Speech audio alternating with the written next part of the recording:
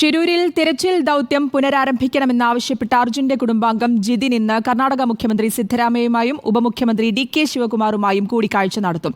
ഗംഗാവലിപ്പുഴയിൽ ഡ്രഡ്ജറിന്റെ സഹായത്തോടെയുള്ള തിരച്ചിൽ ആരംഭിക്കണമെന്നാണ് കുടുംബത്തിന്റെ പ്രധാന ആവശ്യം. ഗോവയിൽ നിന്ന് ഡ്രഡ്ജർ എത്തിക്കുന്ന കാര്യത്തിൽ ഇതുവരെ കർണാടക സർക്കാർ തീരുമാനമെടുത്തിട്ടില്ല. ഈ സാഹചര്യത്തിലാണ് സർക്കാർ ഇടപെടൽ വേഗത്തിലാക്കാനുള്ള ആവശ്യം അർജുന്റെ കുടുംബം മുന്നോട്ട് വയ്ക്കുന്നത്. Kozhikode MP. MK. Raghavan, Mangaluru MLA. AKM. Ashraf, Karwar MLA. Satish Sail എന്നിവർക്കൊപ്പമാണ് ജിതിൻ മുഖ്യമന്ത്രിയെയും ഉപമുഖ്യമന്ത്രിയെയും കാണുക. എ.പി. നദീറ നൽകും വിശദാംശങ്ങൾ. നദീറ, ഇന്നിപ്പോൾ എപ്പോഴായിരിക്കും ഈ കൂടിക്കാഴ്ച നടക്കുക? കഴിഞ്ഞ നമുക്കറിയാം, ഇതിനു മുൻപ് ഈ തിരച്ചിൽ നടക്കുന്ന ഘട്ടത്തിലൊക്കെ പുഴയിലെ അടിയൊഴുക്കായിരുന്നു എപ്പോഴും തിരിച്ചടിയായിരുന്നത്. ഇപ്പോൾ മഴയൊക്കെ കുറഞ്ഞൊരു സാഹചര്യത്തിൽ അടിയൊഴുക്ക് കുറഞ്ഞു എന്നൊരു കാര്യം കൂടി മുന്നോട്ട് വെക്കുന്നുണ്ട്. ഒപ്പം തന്നെ ഈ ഡ്രഡ്ജർ ഇപ്പോഴും എത്തിക്കാനുള്ളൊരു സമയം, ഗോവയിൽ നിന്ന് ഡ്രഡ്ജർ എത്തിക്കുന്ന കാര്യത്തിലും ഇതുവരെ ഒരു തീരുമാനം എടുത്തിട്ടില്ലല്ലോ. ഇക്കാര്യങ്ങളടക്കം ചൂണ്ടിക്കാട്ടിയായിരിക്കില്ലേ ഇവർ കാണുക?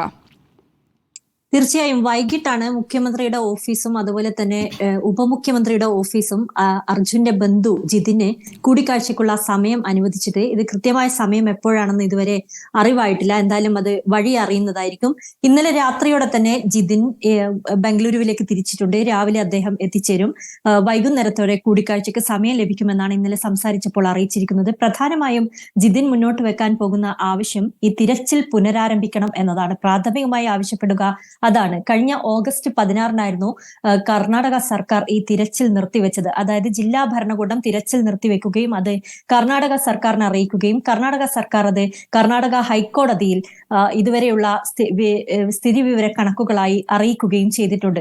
പ്രധാനമായും കർണാടക സർക്കാർ പറയുന്നത് ഈ പുഴയിൽ, ഗംഗാവലി പുഴയിൽ തിരച്ചിൽ നടത്താനാവാത്ത സാഹചര്യമാണ്. അടിത്തട്ടിൽ പാറക്കെട്ടുകളും മണ്ണും ഒക്കെ നിറഞ്ഞിരിക്കുന്നു.